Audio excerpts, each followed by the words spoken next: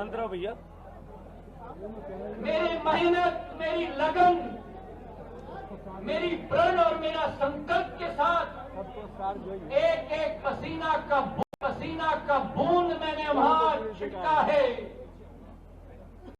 उस सबको छोड़कर मैं अपने आप को आपके हाथों हवाले कर रहा हूं।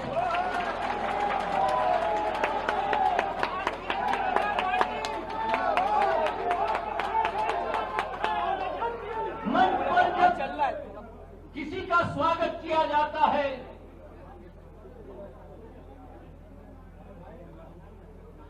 दो तरीके के लोग हैं इस देश में। कई लोगों का मकसद राजनीति होता है,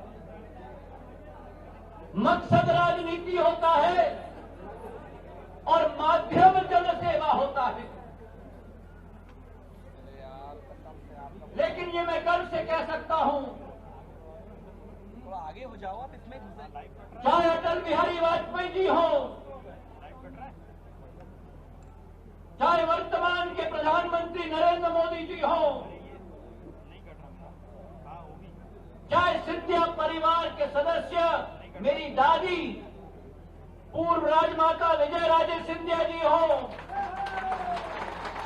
मेरे पूज्य पिताजी, और चाहे वर्तमान सिंधिया परिवार का मुखिया होने के नाते हमारा लक्ष्य राजनीति नहीं है, हमारा लक्ष्य जन सेवा है। और राजनीति केवल एक माध्यम के रूप में है उस लक्ष्य की पूर्ति करने के लिए। और अगर वो हमारा रास्ता है मेरे भाई और बहनों, तो मैं मानता हूं जिंदगी में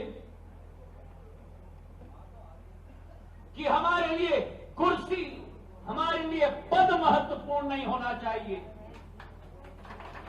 अगर हमारे लिए महत्वपूर्ण कोई चीज होना चाहिए तो वो केवल दो चीज होने चाहिए, एक सम्मान, पहचान, और सम्मान और पहचान के साथ अगर आपके हृदय में मैं स्थान पा पाऊं तो मैं अपने जीवन को सफल मान पाऊंगा।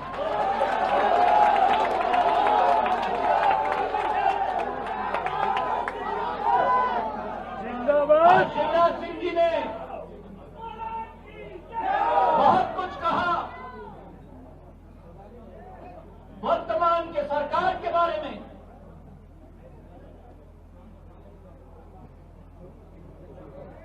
और इतनी रंगीन शैली में कही, इसका मुकाबला शायद ज्योतिरादित्य सिंधिया का है।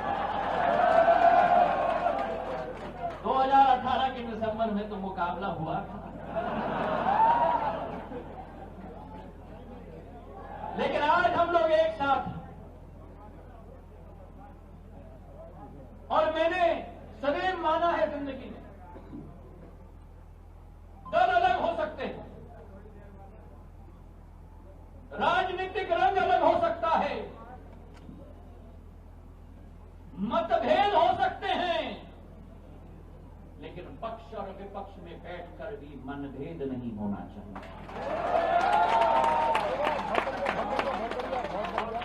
और विपक्ष में बैठकर भी मैं आज इस मंच से कह सकता हूं कि शिवराज सिंह जी ऐसा मेहनती,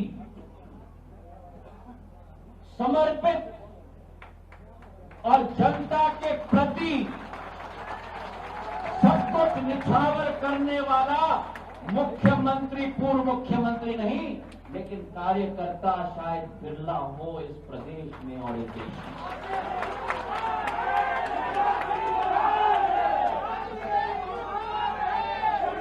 और जब कई लोग कहेंगे कि सिंधिया जी आप तो आज ये कह रहे हो,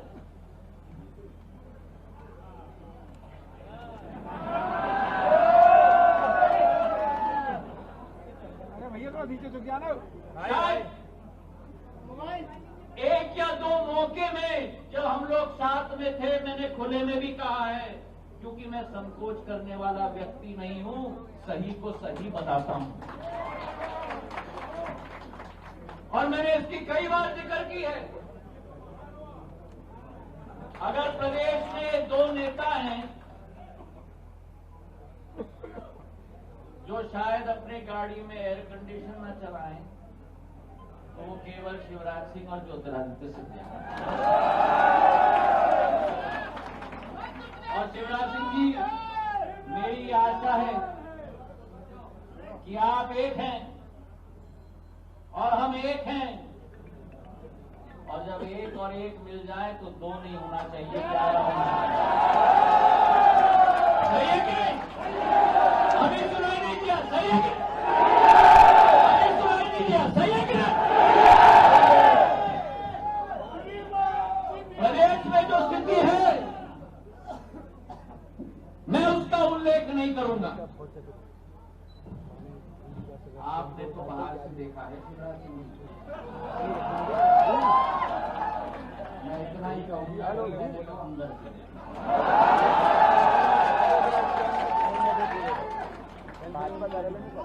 और बाहर रहकर आपको तो कटाक्ष करना ही है, अंदर रहकर आलोचना करना पड़ा मुश्किल। ठीक है कि नहीं?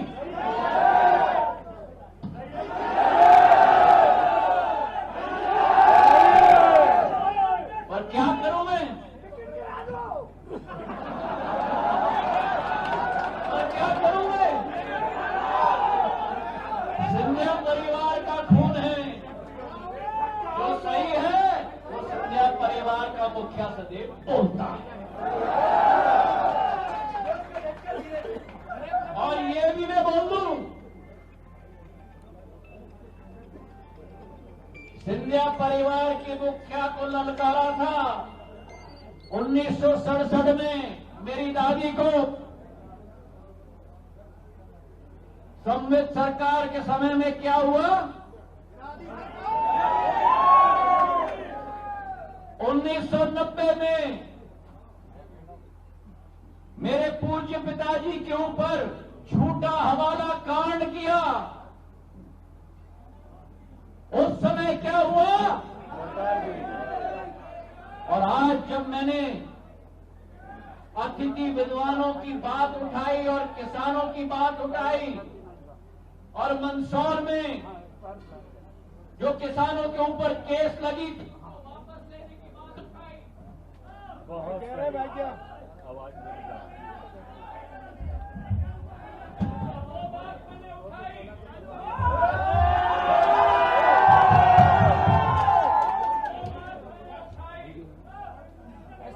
और मैंने कहा कि अगर इनकी मुद्दे जो वचन पत्र में हैं अगर पूरे नहीं हुए तो मुझे सड़क पे उतरना होगा। तो मुझे कहा गया उतर जाओ। मैं बोलना चाहता हूं कि जब सिंधिया परिवार को जो सत्य के पथ पर चलकर और मूल्य की राजनीति करने के लिए प्रतिबद्ध है, जब उस सिंधिया परिवार को ललकारा जाता है तो सिंधिया परिवार चुप नहीं रहता।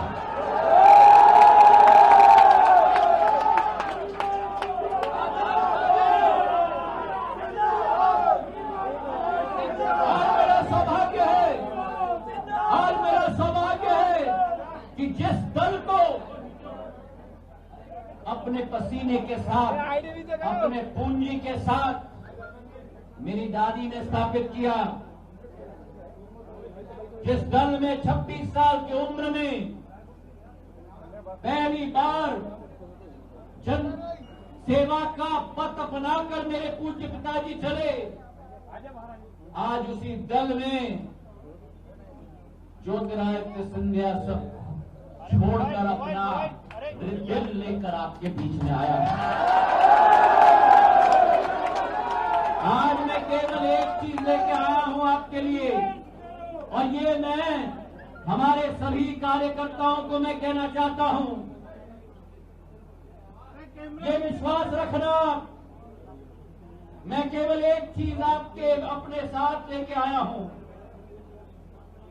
और वो है मेरी मेहनत, मेरी मशक्कत, और ये विश्वास मैं आपको दिलाता हूं, यहां बैठा हुआ खड़ा हुआ एक एक कार्यकर्ता, एक एक महिला, एक एक नौजवान, मेरा एक ही लक्ष्य होगा कि आपके दिल में स्थान पाना, ये ज्योतिरादित्य सिंधिया के जीवन का लक्ष्य होगा।